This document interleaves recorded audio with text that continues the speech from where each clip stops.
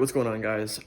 We're back here with a Sunday YouTube video, and last Sunday, I sat down on these couches. The lighting was not the greatest, the quality did not turn out very well, and I talked a little bit about a business update, about how STG Fitness was doing. So, I think with Sundays, my videos are going to be more based around just talking, because I literally cannot find anything amusing about what I do on Sundays. I haven't smoked any meat the last 2 weeks, so that's been tough. And then on top of, I just watch football on Sundays, so there's really not too much to talk about. But today I want to talk about bouncing back from a tough training week and how to mentally prepare for a week that is going to demand a lot more and to be better in execution moving forward. So if you followed my last couple YouTube videos,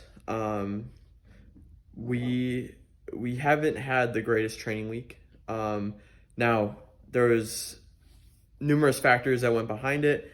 We had a really solid bench day and a really solid deadlift day. So I'm really kind of talking about what was tough for mainly my squat day, and then really just having my work week jumbled around in a lot more hours that had kind of induced a little bit more fatigue than usual. So for my training week this week, we're heading into a week where we're going to need to perform better.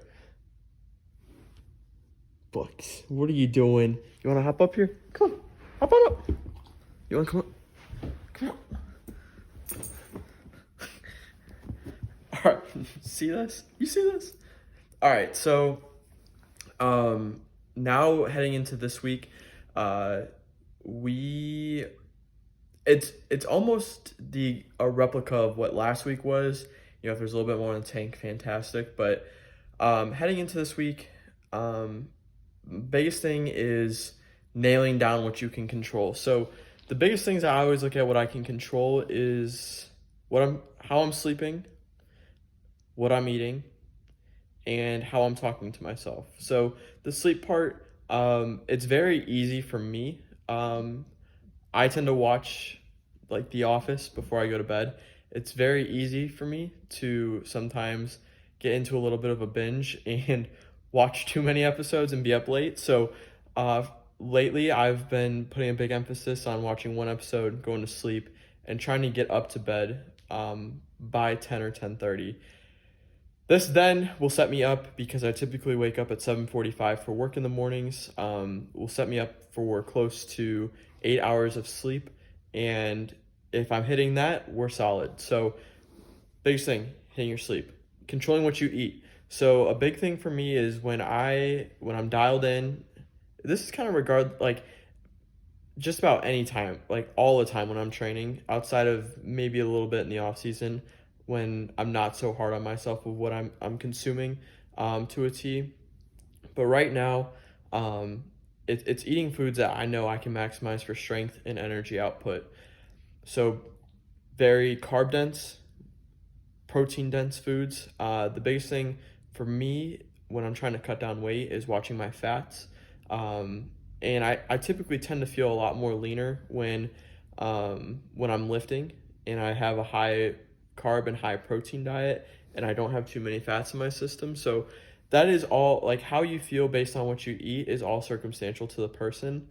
And I think that's a big thing to get to know about yourself when you're in your fitness journey, is understanding the goals you're trying to achieve, because I eat a lot different in the off season as I do if I'm in season, like getting ready for a meet or anything like that. So that is another video that I can expand upon a lot more. But for me right now, it's, controlling the fact that I'm eating good quality foods for every single meal and setting myself up for success to feel the best I can when I lift.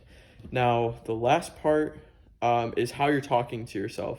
Now, this is the part that I have struggled the most with.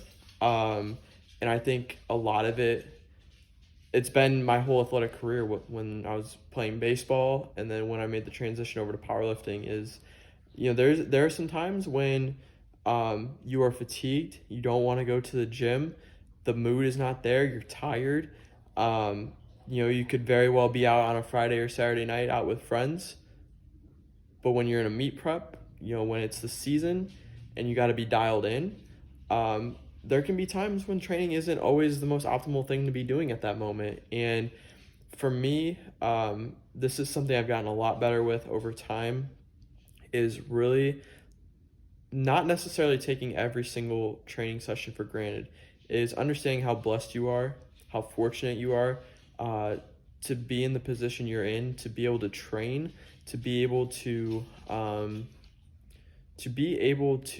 go to the gym and get yourself to be a better person when you leave than when you walked in.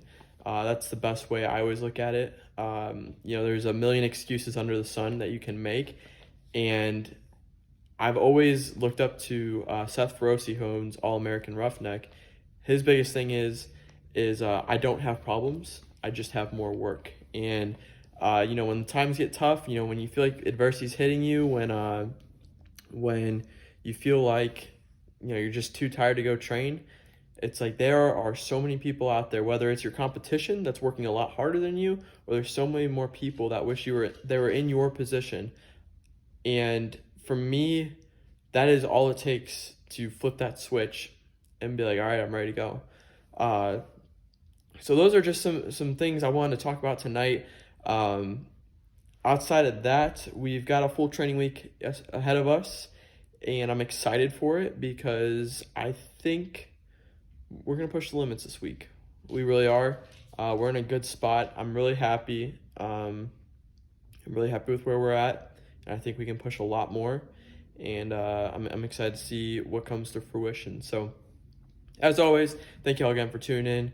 God bless. Do something great today, and I'll see y'all tomorrow. We got a heavy bench session, so we'll see you then. Peace.